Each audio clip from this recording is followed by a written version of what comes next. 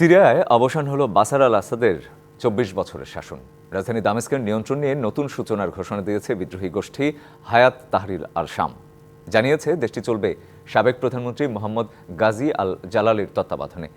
এদিকে বিমানে করে অজানা গন্তব্যে পালিয়েছেন প্রেসিডেন্ট বাশার। শহর জুড়ে উল্লাসের পাশাপাশি ভেঙে ফেলা হয়েছে আসাদের পিতা হাফিজ আল আসাদের ভাস্কর্যও। মধ্যপ্রাচ্যের দেশ সিরিয়ায় নতুন সূচনার ঘোষণা দিয়েছে বিদ্রোহী গোষ্ঠী হায়াত তাহরির আল শাম। এর মধ্য দিয়ে দেশটিতে অবসান ঘটল প্রেসিডেন্ট বাশার আল আসাদের ২ যুগের শাসনের। বিদ্রোহীদের হামলার মুখে রাজধানী ছেড়ে পালিয়েছেন সাবেক প্রেসিডেন্ট বাশার আল আসাদ। ব্যক্তিগত বিমানে করে দামেস্ক আন্তর্জাতিক বিমানবন্দর ছাড়েন তিনি। তবে তার গন্তব্য সম্পর্কে এখনও কিছু জানা যায়নি। এদিকে বিমানবন্দরটি ফেলে ইরাকে পাড়ি জমিয়েছে সিরীয় সেনা এবং নিরাপত্তা বাহিনী। পদত্যাগ করেছেন আসাদ সরকারের মন্ত্রিপরিষদের সদস্যরাও।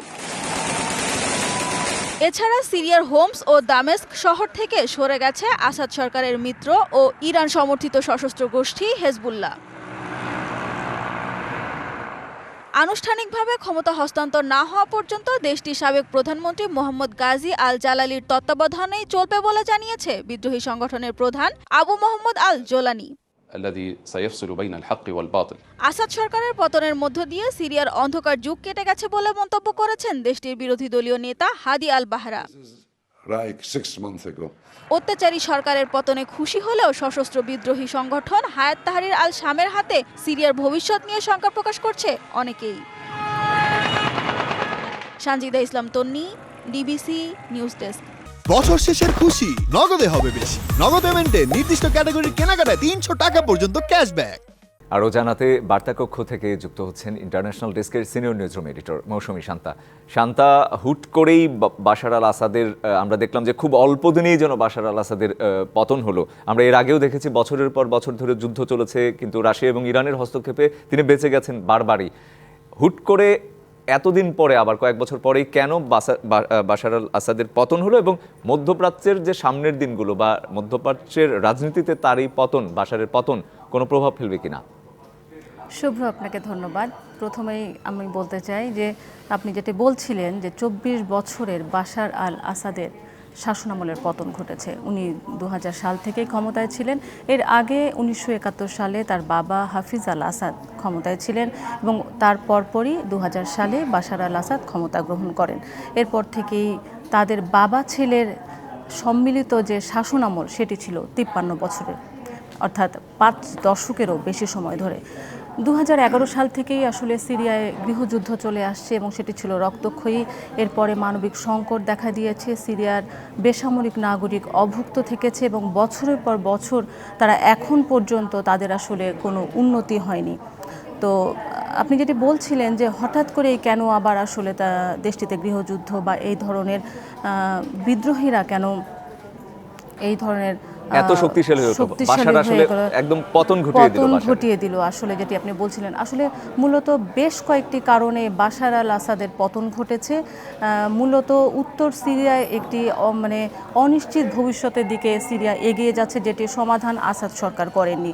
আরেকটি হচ্ছে বিদ্রোহী গোষ্ঠীগুলো যারা রয়েছে, আসলে বিদ্রোহী যেই গোষ্ঠীটি আসলে বাশার আল আসাদের পতনের পেছনে মূল কারিগর ছিল, সেটি হচ্ছে যে হায়াত তাহরির আল শাম।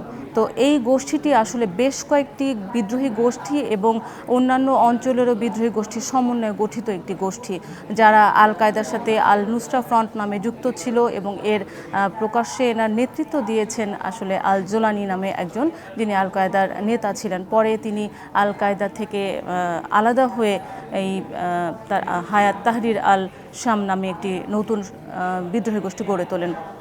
মূলত তারা আসলে তাদের সমন্বয়ে গঠিত গোষ্ঠীগুলো এই আসাদ বিরোধী অভিযানে তারা নেমেছে এবং যেটি আপনি বলছিলেন যে এত দ্রুত কিভাবে সম্ভব, মূলত ২৭ নভেম্বর এই বিদ্রোহী গোষ্ঠী HTS তারা আলেপ্পো শহর দখলের অভিযানে নামে। এরপর মাত্র ১২ দিনেই আসলে বাশার সরকারের পতন ঘটে এবং রোববার সকালে বাশার আল আসাদ উনি পালিয়ে যান অজানা গন্তব্যে একটি ব্যক্তিগত উড়োজাহাজের মাধ্যমে। যতটুকু জানতে পেরেছি।